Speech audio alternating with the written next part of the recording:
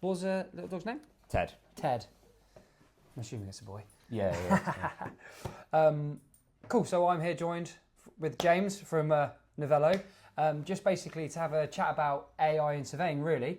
Obviously, you recently attended the Sava Expo, and you did how long was your kind of talk for? Too long, 45 minutes, I think. 45 minutes, and that was based around like AI in surveying, and also particularly the app that you've developed. Yeah. Off the back. And I think like what we spoke about was it is not all about AI, and if you think we're just about AI, you're kind of misunderstanding what we're doing. So I'd probably say 50% of it was about AI, 50% of it is about where I kind of see surveying going in the future. Fair enough. So I'll start with a bit of a broad subject. So RICS have just obviously released their new standards for responsible use of artificial intelligence in surveying. Obviously, you've gone through the process of developing an AI-based software for surveying. What is your stance or your thinkings around the responsible use of AI, and what would you consider not responsible? Yeah, it's a good question. So I think firstly, you've kind of got to be upfront about using AI and how you're using it. And I think at the moment there's this kind of almost like negative perception of AI. And I think two things are going to happen. I think firstly, people will want AI more and more. I'm already like, if I see a tool has it and I know it works well, I want that, and it's a selling point for me. I don't think we're quite there yet in terms of professional services and its perception widely. But as it gets more and more adopted, I think it'll become a selling point. But at the same time, I also think it will become a negative. And I know that sounds contradicting, but I think people will get fed up of automation. So there might be, and there probably will be, firms who just go in on, we don't use any AI or automation. It's, human only, and that's their selling point. And some consumers will love that, some will want that. And I think it's about creating that balance. But ultimately, you've got to be upfront about how you're kind of using that and where it's used. Other parts, I guess, for us, it's just a tool to allow the human experts to be more present, give more time to the client, give more expert advice. I really think we're going to see some kind of unethical behaviour where you've essentially got data gatherers who go out with an AI app and just produce pretty much 99% AI written reports. I actually don't think there's a place for that. I don't think people will want that. I think it will quickly become unstuck, and I would relish companies going down that route because it'll just be better for us. So I think that there's that angle, and there's the kind of the data protection. So a lot of people are using ChatGPT, probably don't realise when they're putting their reports through or sensitive client data, but that's not protected data, that's open, you're giving that to ChatGPT. So we're really being careful about how that data is stored, and I know the RICS's document covers a lot on that. I'm not we've got a head of AI, he's PhD in AI, and I think I sent him the RICS document, and within 10 minutes he sent me back a spreadsheet of everything that we already had in place, and we were meeting it. So yeah, it's about protecting that data as much as it is being upfront with the client. So, I mean, when you say AI, a lot of people just assume we're talking about like your ChatGPT side of things. Yeah. But there's obviously a lot more to AI than just asking a computer a question and it giving you some answers back. So when you looked at developing your software, what kind of process did you go through to find out the best way of applying AI? So I'm going through a similar journey myself at the moment, whereby there's many ways in which you can apply AI. It can be like the report writing side of things, the defect analysis through photos, the compliance checking, automatizations of setting up jobs and stuff. So what was your kind of journey into that decision-making process? I mean, most people talk about kind of just using the ChatGPT type AI because that's all they're doing. So most people are just plugging in some form of ChatGPT or large language model. And that kind of was our starting point. Our starting point was if we could take dictated shorthand notes and just have ChatGPT or a large language model turn that into a decent paragraph that read well and presented how we want our sentences to be written, then that would be a massive time saving, and I think that's great. We then got in Dr. McCall, our head of AI, who said, you're missing a trick here. Yes, we can do that, but the image recognition side of it as well. So we've built it up from the ground all around image recognition with voice notes there, and it's effectively, it uses large language models, so your ChatGPTs, your Llamas, those kind of models, and we then build on top of it with our own library, so something you call a RAG, and we've got on top of there, all our reports, all our photos, almost 100,000 photos of labelled defects from the last 6 years. So we've basically built a library on top of that, the typical large language models that firstly keeps our data internally, but secondly is far more advanced and specific to surveying and building defects than anything that is out there. And it works really well. It basically will use a combination of that image recognition and surveyor dictation, so we're kind of combining the two skill sets there. I think we'll probably get to a place where the image recognition is almost as good as on its own, and probably then moving on to video recognition and the ability to walk around the house and video it, and that technology will come, but that was our starting point, was image recognition and voice text. So as a surveyor, so play devil's advocate, I'm going to be one of the anti-AI surveyors for a moment. Why do you have the photo defect recognition when that would be my job as a surveyor to do? Does that not mean that the AI is taking my role as a surveyor away from me? Yeah, to a certain extent, and I'm not going to hide away from that fact that there will be a certain skill set that will now be automated, and that's just the technology. And I think if a surveyor's, and I've had this debate many times online, like if surveyors want to bury their head in the sand and think that their skill set is unique and cannot be replaced, then that's completely false. You've got two ends of the scale. You've got the knowledge-based, so things like law, accountancy, and then you've got the kind of physical-based plumbers, builders. At the end of the physical end, that's really not going to be automated anytime soon. Accountancy, lawyers, they're in trouble because it's all knowledge-based. I think as surveyors, we sit in the middle. We still need to be on site. We still need to be, is the floor out of level? Can you smell the damp before you see it? The emotional side, AI can replicate empathy, but it can't actually, it's not going to sit with a vendor, a client while they cry because they've lost their house because you've found subsidence. So there's still a big skill set in AI, and ultimately it's never going to be 100% accurate, but it will automate a hell of a lot. So rather than it taking 3-4 hours to do a survey, it's only going to take an hour because you go around, take a photograph, dictate a note, move on to the next one. What will happen and where we're doubling down is on the human side. So being more, so automating the mundane, humanizing the exceptional. So we're going to spend a hell of a lot more time with clients, with referrers, with our network, really making it a way more humane experience. So I think surveyors who go down the route of just using it as an automation tool, just to churn out volume and increase their profits, might have a short-term win. We're gonna, and don't get me wrong, there will be an uplift in productivity and the amount of surveys we can do, because we wouldn't be investing all this money if not. But ultimately, we're going to double down on that human side. So for me, the role of a surveyor is evolving to becoming way more of an advisory, almost like a quasi buying agent, where you're way more involved in the transaction. And that's what people will crave. They'll start to hate automation in terms of human automation. But if we can get the accuracy and the speed of AI to then free our surveyors up to give way more human advice and time, and all the stuff that can't be replaced with AI, I think that's where the future's going, and that's what any good surveyor should be looking at right now. So basically, as a surveyor, you have a finite time. Is that a word? Finite time? Finite time. We'll go with that. And it's how you spend that time. So larger companies, obviously, not large companies, but the ones that are basically looking at the bottom line would probably look at increasing their volume through the use of efficiency, and AI is a tool to do that.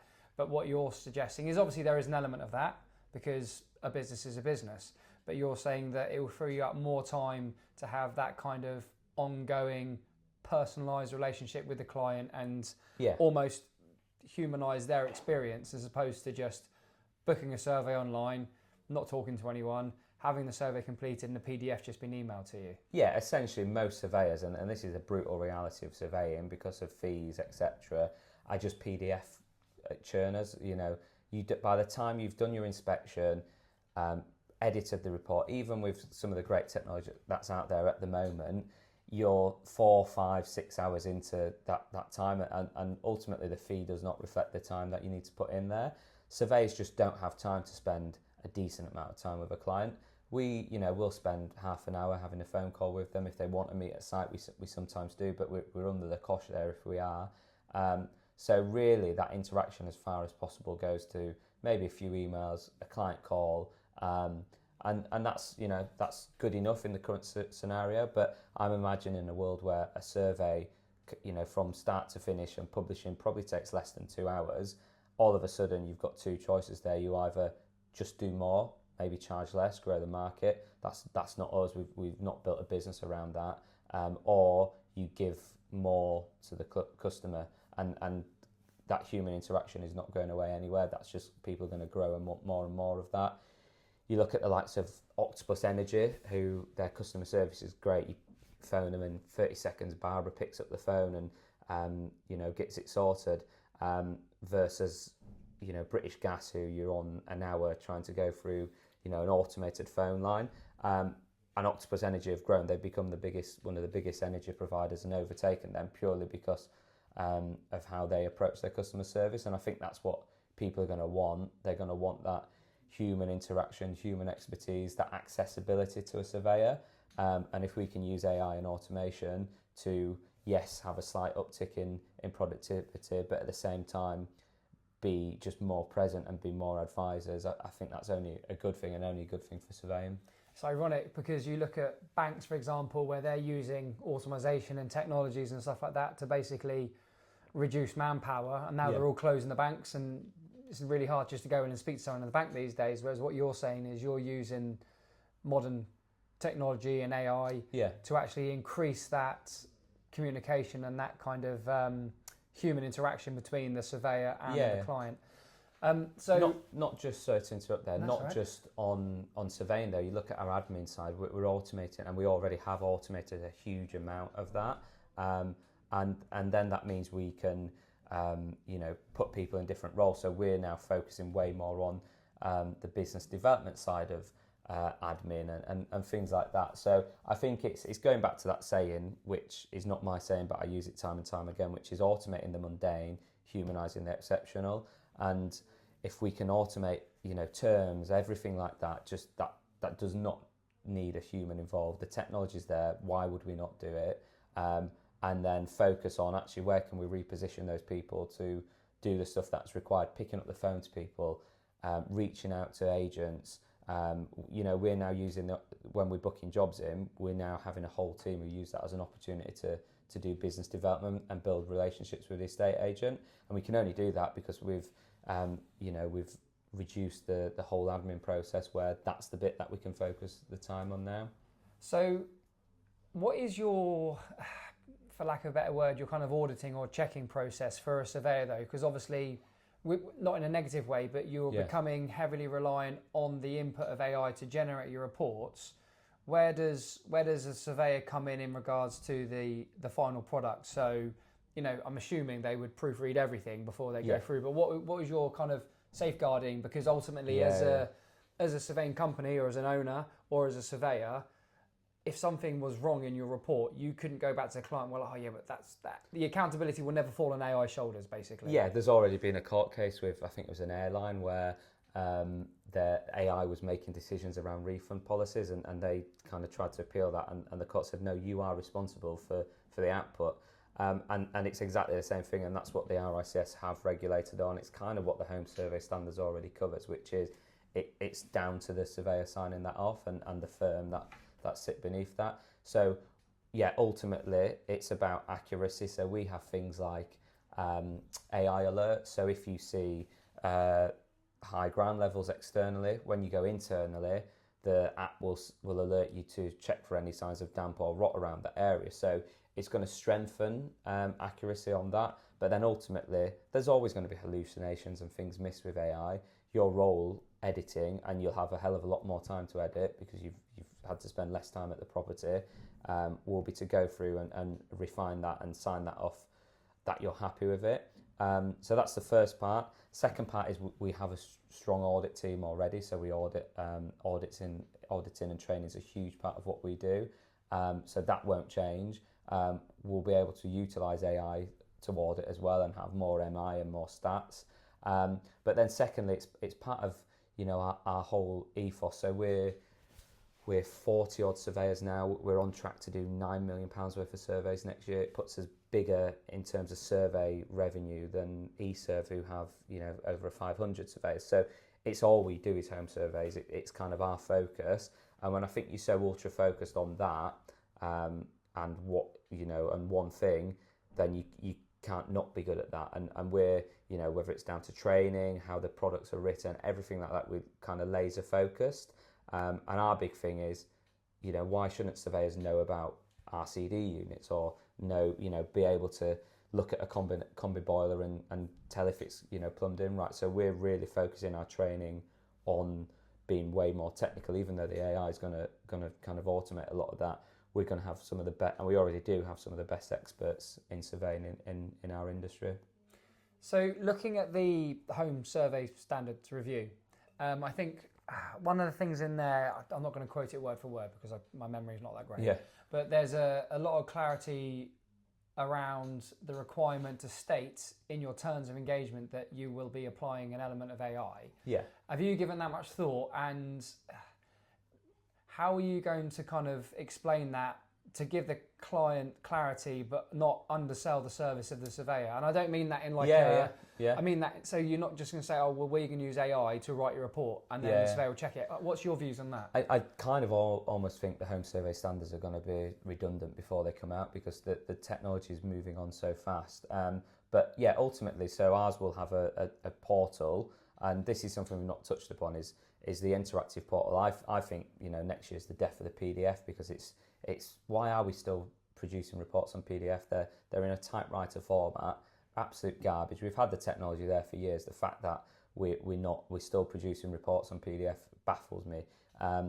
But ours is going to be an interactive portal. It's the ability, and without seeing it, it's really hard to kind of grasp what it looks like. And I'm happy to kind of give you some screenshots to maybe kind of show what we're talking about there. But the portal is going to represent that data. We have things like a maintenance timeline and pulling data, infographics, summaries of the main defects, and all this data presented in a far easier way to absorb. We live in like a TikTok society now where if it's more than 30 seconds, people don't want to watch it. And it's the same with reports. Don't say this podcast will be longer than 30 seconds, but yeah. But it's the same with reports. Like how many people actually read the whole report? Very, very few. So part of the way we will be selling and marketing our AI is when you get a quote, you almost get that journey. So for example, we have something called Scout, which is flood maps, radon maps, all that huge data pulled in. And I think when a customer sees actually what that looks like when they test drive that, because when they click on their quote and they see kind of the portal and the demo version, and we explain to them that actually it's, like I said earlier, it's not just about AI. Our surveyors are going to be far more accessible than any other surveyor that you're going to get a quote from, because if you want to spend an hour with them after the survey at the property, they're going to be there. If you want to WhatsApp them, they're going to be there. So it's that combination of the AI technology, which when they see and they get a demo of that, because they will as part of the quotation, it will essentially sell itself, combined with having way more time with the surveyor than someone who's not doing any automation. I think that's the beauty of it. So we'll be completely upfront, because why wouldn't we be upfront? It's one of our biggest selling points, and I think it's hard to not restrict your thinking when you don't know what's out there. And I find myself having to challenge my thought process all the time, because actually you base it on current conceptions of how customers approach reports, how reports are produced. All that's going out the window because it's a huge amount of change, not just in surveying, across the world in general. It's interesting. I've got a call next week, which I'll be on holiday sitting on a sunbed, and it's because Scafol is a RICS tech partner. So RICS have got a massive Teams call with 200 other people on it, and it's all about RICS's digital strategy around technology, in particular AI. And I think you're the first one that's probably highlighted the fact that these new home standards are coming out, and they haven't been reviewed since 2022 or something like that. So these new ones are in consultation, which I think is closed or is closing very soon. Depends when I publish this podcast. But it closed yesterday. I think. Yeah. So are they going to be future-proofing the surveying industry moving forward, or are they basically going to be publishing something which technology will actually supersede faster than they would possibly hope? I mean, silly things, just on not necessarily the home survey standards, but obviously following that, there'll be some sort of review on the actual RICS Level 2 product. Because the Level 2 and the Level 3 products, although run within the survey standards, they're separate, aren't they? Yeah. So do you think that the survey standards will still align with technology, but the product not? Absolutely not. My biggest thing with the home survey standards, and I'll say this till I'm blue in the face, is why have we got 3 levels? And the whole point of the home survey standards was to make it clearer for the consumer. When you look at the dissatisfaction survey results they've got, the biggest point, which I don't believe, but it is a strong point, is confusion between the survey levels. So they set out, and I was told from people working on the home survey standards that the starting point was to create less confusion. It's all nuance. When you look at the difference between a level 2 and a level 3, it previously used to say broadly outline repairs and one would say outline repairs, which is a load of bollocks. Like, it's the same thing. It's still the same thing. Why are we doing level 1 surveys? Barely anyone does a level 1 survey. Even the price comparison websites, which are for the mass public, they only offer level 2 and level 3. So why have we got 3 levels which just blur the lines, because you end up with this mid-tier one that is so close to a level 3?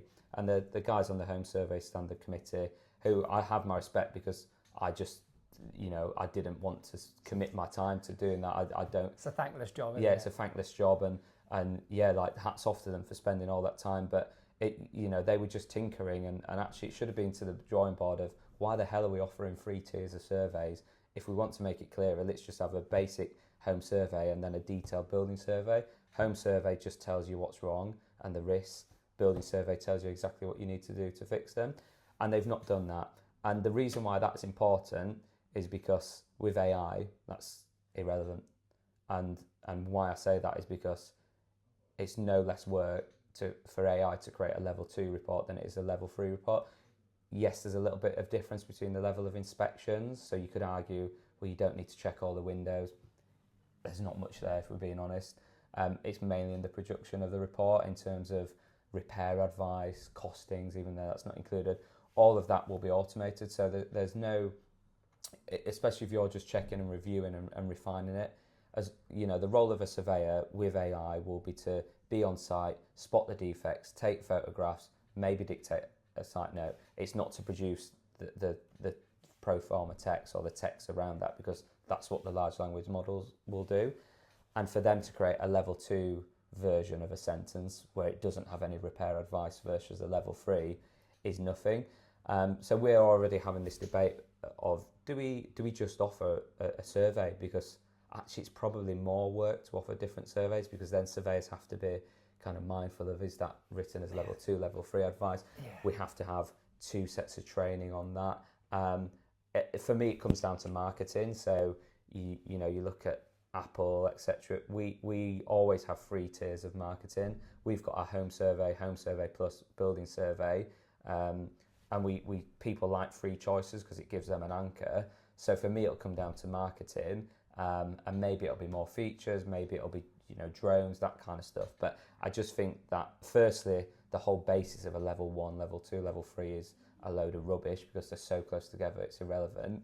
But when you've got AI, that's it's not a question about level of inspection or the length of the sentences and what they involve. It's a question of marketing and products and features to a customer, and that's not being considered whatsoever. And why would it be? Because that technology is not there at the moment, and the people on that working committee aren't at the forefront of that technology. So they have no idea what's down the pipeline in the next 3, 6, 12 months. It's interesting. I was going to go back a couple of steps and ask how your interest in AI and your kind of route began, but I'm actually going to change tact a little bit and finish up with a question around the recent developments around the home buying process. So obviously there's conversations around obviously a lot more information being made up front for the purchasers, so surveys to a point commissioned by the sellers. Firstly, I'll get your take on that. Personally, I think there's a bit of a conflict on that. Yeah. But do you see that there's a role for the surveyor in that particular aspect? I know there's no clear guidelines around it yet. Yeah. And if there is, we talk about levels of survey. What level of survey would that be, and how, following on, with AI kind of possibly play a part in that? It's a difficult one. So I think there's huge opportunities there, and I think there's a huge risk there. So we acquired Goldcrest Surveyors last year, which are a kind of more core market, versus Novello's average fee doesn't drop below £1,500 across the business. So they're a really premium firm working in London. Problem with that is as soon as you put the buying on to the person selling it, they're not necessarily looking for quality. They're just looking for cheapest fee. A bit like an EPC, it's who can do it quickest. It's a box ticking exercise for the vendor and for the agent trying to sell it. So that would worry me. But you know, we've now got a nationwide, and it was one of the reasons for buying Goldcrest was, you know, we could see this coming down the line, and we wanted to protect ourselves there, where we're not just a premium firm, we kind of cover all the market. It's a reason why we've pivoted massively towards estate agency business development, because they will be the gatekeeper of that work. So that's a huge, huge focus. Most of our work now comes from estate agents. It didn't 12 months ago. So that announcement did not come as a surprise to me. And the same reason why we're developing AI, because actually all the things we've integrated there, so the flood maps, the radons, all this information that it automatically pulls in, that's the upfront information. So we've got a really powerful tool for the estate agents and the vendors to cover the wider upfront information beyond the survey. I think if surveys become mandatory, firstly, is that a good thing? Well, not if you're a niche premium firm like Novello were and are in London, because it's all going to become, you look at Scotland, it's all going to become cheaper fees, volume driven. But having said that, there's around 1 million transactions, 1.1, 1.2, and only 10-20% of those have a survey, depending on what stat you look at. I don't believe any of them. But so it's a round number, isn't it? Yeah, and it doesn't sit with my experience. But if let's assume it is 20%, that seems to be the kind of the widely regarded one. If all of a sudden 100% of sellers, and it won't be 5 times the market, because obviously some people get a second survey. You know, some of those are not necessarily open market sales, some are new builds, but it's probably fair to say that the market size of surveying will quadruple. So even if fees half, the GDP of the surveying market is going to go massive. So there's a huge opportunity there, just not as we currently see it. And not, you know, if you're focused on the quality premium side, you're going to have to pivot, which is, I was chatting to an SME guy, and he said, I'll just have to pivot. If that's the way it is, I'll have to pivot. And I said, yeah, absolutely. Like, if that's going to happen to us, you've got to pivot. But at the same time, start looking at estate agencies, start building up your network beyond your focus on clients and end users at the moment. Yeah, see, my worry is, I think you're right in terms of the volume will probably increase, but the thing that will never decrease is the accountability. So just because the volume increases, it doesn't mean the time it takes to do something is going to decrease. So all of a sudden you find yourself in this kind of dark hole of, we have to do a certain amount, but they have to be done properly. Just, you know, you often find the more you do something, the less quality there is. So you talk about Novello being a premium, high fee, we have low volume, not low volume, but you know what I mean. Well, we are 4 or 5 surveys a week. Versus Goldcrest, who are 20. Yeah, you know, our average is 6 to 8 at the moment, but some are doing 10 a week, and that is, you know, we get far more complaints pro rata, so not just because of the volume, on the lower fee stuff than we do at Novello. We get very few because it's a really detailed thing. It's also the thing of when someone's paid a lot of money for something, they actually appreciate it a lot more. And it's like wine. You know, you think it tastes good even if it necessarily doesn't taste as good. I'm not saying we know we're just expensive. We do deliver. But I think that is a problem. There's a few things to address there. Firstly, the liability balance is it's a piss take in our country. Yeah. So, you know, you look at America, I think they can be sued, but most of the time they just offer a guarantee of either the fee back or double the fee. So they have very, very low liability. And theirs isn't upfront, but it's 90% of people get a survey in America. It's done within 10 to 15 days of closing. So it's kind of part of the process anyway. It's often the estate agent who organises it, and it's much more kind of high level schedule kind of format. So I think would it be a good thing for the industry in terms of revenue? Yeah, probably. In terms of quality and actually what the end user gets, absolutely not. And I think that's why it's a difficult thing. But it won't be a level 2 or a level 3 survey, will it? Realistically, it's probably going to be well. You look at Scotland; it's barely a level 1, and it includes an EPC and a mortgage valuation as well for a few £100.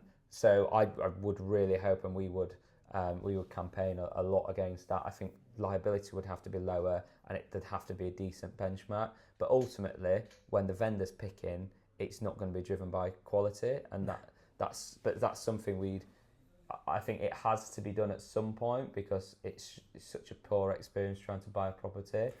Well, if you're not basing it on, it's not going to be based on quality. It won't be, because you're not going to get someone who's going to want to pay loads for a good one, because a good one tends to mean they'll probably find more issues. Yeah. Hence why my conflict. And effectively, what's the point in it? Yeah. It becomes a tick box exercise with no relevance. Off the back of someone just wanting it done. An agent will actually want a worse surveyor because they'll pick up less and it makes the problem more sellable. It's funny. So we're working on two bits. One with a company that provides conveyancing up front, and they've been doing that. So the vendor pays for both sets of conveyancing. I think their average kind of under offer to exchange period is 28 days versus the national average of 3 months. Yeah, ridiculous. I think it's even more now. So we're kind of trialing offering the survey products as part of that. So that's one thing. So it's already happening regardless of whether it gets brought in or not. I guess the difference there is we get to control what an upfront survey looks like there. And secondly, we were contacted by an estate agent this week actually saying he wants to do upfront surveys as part of his offering, a local estate agent. But again, he just wants a basic survey to cover damp, asbestos, structural movement, just kind of like the headlines. He's probably got in his mind a one-page report with no text. Yeah. We would never do that. It's got to be at least a level 1, and I hate level 1s. I think they're not worth the paper they're written on. I think they should be abolished, as I said earlier. So I think it needs to be regulated. It needs to be thought about in terms of liability. There needs to be some incentive there and appreciation. So a buyer then thinks, well, I'm then going to get my own one on top. Doesn't happen that often in Scotland unless it's kind of really unusual or listed or something like that. So I think we've got to make it, whatever that basic report is, we've got to make a clear distinction. But ultimately, most people will rely on that. A lot of people relied on mortgage valuations and still do. And thankfully, they're being automated or desktop based. So more and more people are looking for physical inspection. But if you give someone a 2-page MOT, that detailed survey market, and I hear a lot of surveyors say, oh, well, there'll still be people wanting detailed surveys. There will, but it'll be a minuscule fraction of the current market. So if you're going to survive, you're going to have to pivot full tilt into this low basic volume model. And if that did happen, our conversation around AI and doubling down on the human side would be completely different, because we would just have to use it as a tool for volume. So I think we would be fine, because we've got estate agency relationships. Yeah. We've got, whilst we currently focus on quality, we've got the technology there that we could tilt that to be a volume base and probably produce, decent level 1, level 2 reports at volume. And I'm talking probably 3 or 4 a day using AI, and surveyors just checking it off, approving it. Very little follow up for the client afterwards. Yeah, you're not freeing up the time to do the human interaction that we talked about. You're freeing up the time to do the volume side of things. It's not a utopia world of surveying that I imagine, where we use AI as a tool for the greater good to give clients this amazing experience.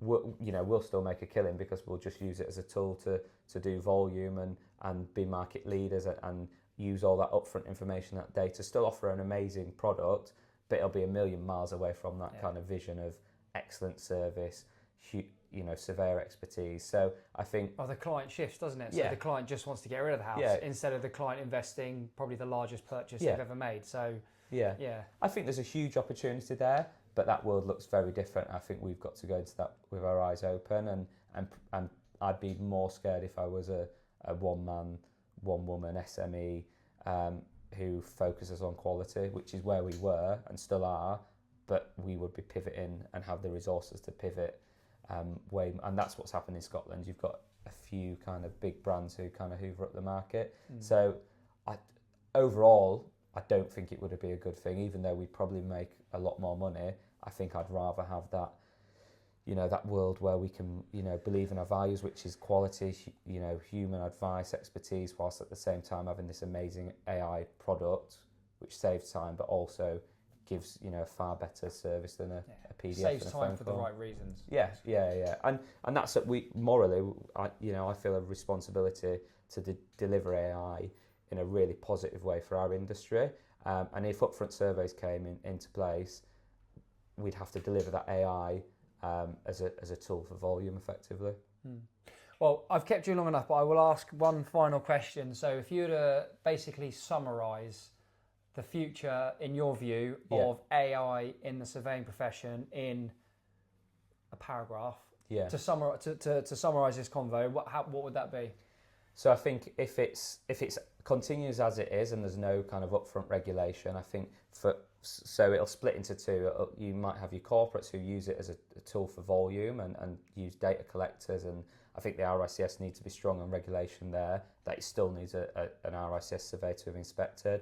Or you'll have firms like us, and we're going to lead the way on this, which is it's going to be an amazing tool for efficiency, but also presenting the data and the information to client in a really brilliant way and an amazing product for them, coupled with the time that's been saved. The surveyor is now way more accessible and provides far more time for the client. If it goes down the other world, which, we upfront information and surveys become regulation and law, and all of a sudden every property has to have a survey instructed by the vendor, controlled by the estate agent. In reality, it's going to be low fees, quick turnaround.